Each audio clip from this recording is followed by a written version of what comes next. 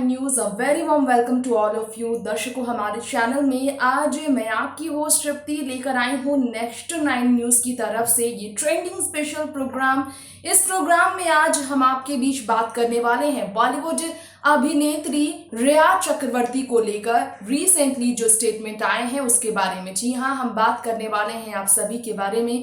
Statement mister Jain की तरफ से आया है। जी हाँ, डायरेक्टर जो है वो NCB narcotic control bureau investigation team के जो डायरेक्टर हैं उन्होंने रिसेंटली मीडिया कॉन्फ्रेंस के दौरान स्टेटमेंट देकर ये साफ कह दिया है कि कस्टडी में क्यों रिया को नहीं रखा गया और सिर्फ रात में अरेस्ट वारंट होने के कारण रात में जेल भेजने का ऐलान हुआ और कोर्ट में इस ऑर्डर के बाद लेट नाइट वो अरेस्ट कर जेल में नहीं भेज सकते थे, इसलिए एक रात रिया को कस्टडी में गुजारनी पड़ी। लेकिन एनसीबी ने अब उन्हें कस्टडी में रखने से साफ इनकार कर दिया है और उन्होंने ये इसलिए किया है क्योंकि 3 दिनों के इंटरोगेशन में रिया चक्रवर्ती के खिलाफ जो 15 2020 और 16 2020 ये दो जो एफआईआर थे, उन दोनों ही एफआईआर में एक तो पहले मनी ट्रांजैक्शन को लेकर और दूसरा इलीगल तरीके से ड्रग डीलिंग को लेकर जो उनके मामले थे उसमें उनके जो भी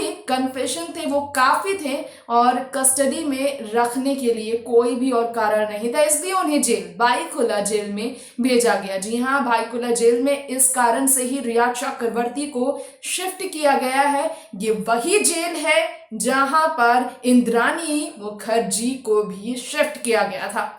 जी हाँ, बहुत बड़े गंदे कारनामे की वजह से और उसी जेल में रिया चक्रवर्ती को भी महिला कैदियों के बीच रखा गया है जहां उनके साथ किस तरह का ट्रीट किया जा रहा है ये आप हमारे इस प्रोग्राम के जरिए जानेंगे। हम आपको ये भी बताना चाहेंगे कि रिया चक्रवर्ती को लेकर कुछ और नए खुलासे हुए हैं। खबर ये भी सामने आई है कि रिया चक्रवर्ती बॉलीवुड की एक ऐसी अभिनेत्री है जिन्हें बॉलीवुड में कई फीमेल सेलिब्रिटीज का सपोर्ट मिल रहा है। श्वेता नंदा बच्चन तक ने उन्हें सपोर्ट किया है, लेकिन अब भी अंकिता लोखंडे ने जो रिसेंट ओपन लेटर कहा उससे ये बात बार बार साइकेट्रिस्ट की बात की तरफ इशारा करती हुई अंकिता ने बात साबित किए हैं कि किसी का इलाज चल रहा हो तो उसे नशीला पदार्थ देना उसकी जिंदगी के लिए खतरे से कम नहीं होता है।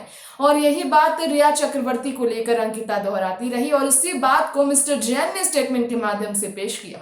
तो एनसीबी क्राइम ब्रांच की टीम जो है यानी कि ईडी, एनसीबी और सीबीआई इन तीनों ने मिलकर रिया की सजा के लिए किस तरह की प्लानिंग की है और कैसे रिया और शौविक के अलावा सैमुअल, दीपेश और जो ड्रग डीलर्स हैं उन सभी के खिलाफ जो एफआईआर दर्ज हुए थे उसमें पूरी तरह से सेटिस्फाइड है उनके कन्फेशन से डायरेक्टर एनसीबी के। उन्होंने इसे लेकर क्या कहा है और किस तरह से आने वाली सुनवाई को लेकर मुंबई कोर्ट में जो सुनवाई होनी थी रिया चक्रवर्ती की जमानत को लेकर, इन सब को लेकर कैसे तैयारी है एनसीबी की, कैसे एनसीबी यानी कि कानून के डंडे रिया चक्रवर्ती पर भारी पड़ गए हैं। आइए हम आपको हमारी खास रिपोर्ट के माध्यम से बताते हैं लेटेस्ट जो स्टेटमेंट क्राइम ब्रांच की तरफ से आए हैं उसके बारे में। देखिए ये स्पेशल रिपोर्ट। जी हाँ, deputy general director of narcotic control bureau department के मिस्टर अशोक जैन ने हाल ही में ये खुलासा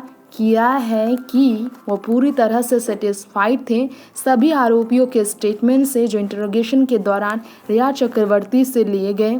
ऐसे में उन्होंने कह दिया कि क्यों सुशांत सिंह राजपूत मामले में नशीली पदार्थ का सेवन उन्हें कराने के मामले में रिया चक्रवर्ती को गिरफ्तार किया गया है। ये बिल्कुल भी मैंडेट के पार्ट का नहीं है नॉर्मली। ये उन्होंने कहा है कि normally this is not part of our mandate.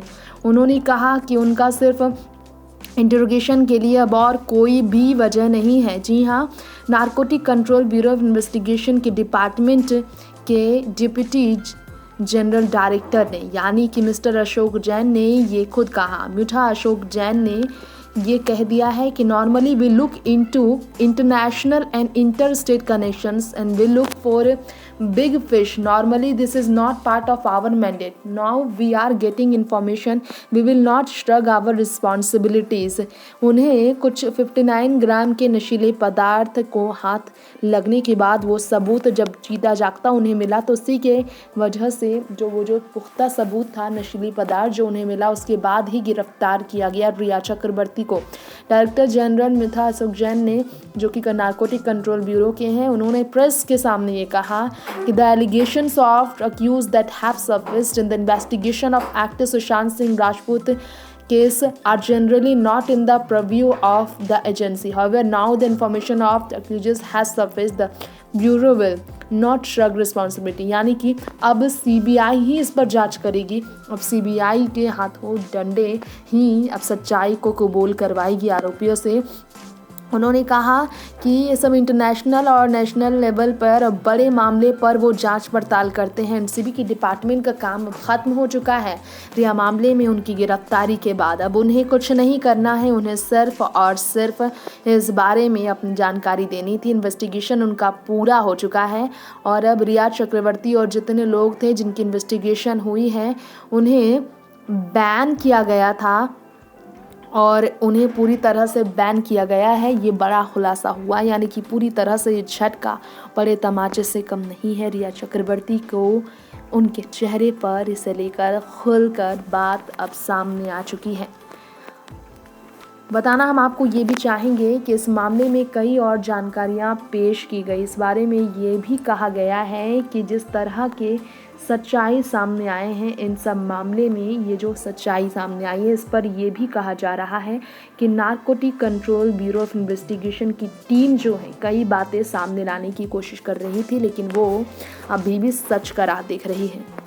वह तो दर्शकों, आपने जाना क्यों आखिर Ashok deputy director general of narcotic control bureau investigation team के अशोक जैन ने, जी हाँ, मिस्टर अशोक जैन ने ये कहा कि उन्होंने कोर्ट से कस्टडी नहीं मांगी थी और उन्हें सीधा जेल भेजने का फैसला लिया गया, क्योंकि जो उन्होंने स्टेटमेंट दिए थे उन स्टेटमेंट के आधार पर उन्हें अरेस्ट किया गया और उन्हें अब तक जेल में रखा गया है। वैसे आपको बताना चाहेंगे कि रिया ने खुद ट्वीट किए थे और बताया था कि 4.5 साल की सजा काटने के बाद एक लड़की बाहर आई थी इलीगल तरीके से, गैर कानूनी तरीके से नशीली पदार्थ के सेवन मामले में जब पकड़े गए थे वो। और रिया ये बात जाने के बावजूद जब ये गलती दोहरा गई है तो इसका भारी असर उन पर किस तरह पड़ रहा है, इसका नतीजा इस वक्त रिया चक्रवर्ती जेल के अंदर, बाइखोला जेल के अंदर अपने भाई शौविक और अपने बाकी साथियों के साथ झेल रही है। वैसे आपको बताना चाहेंगे कि 28 साल की अभिनेत्री रिया चक्रवर्ती ने बॉलीवुड इंडस्ट्री में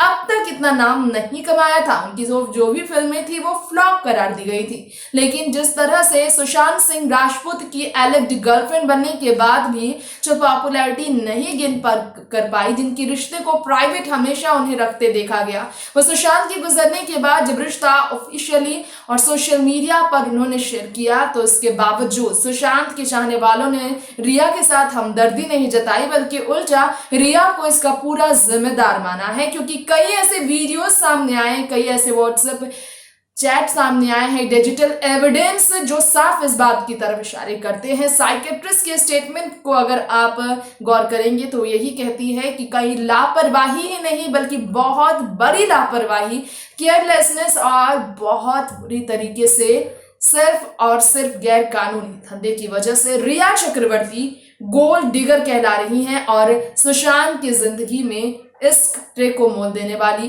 रिया चक्रवर्ती का इसमें बड़ा हाथ था। ये बात लोग इसलिए भी कह रहे हैं। दर्शकों, अब वक्त हो चला है आपसे यही इस प्रोग्राम के साथ विदा लेने का।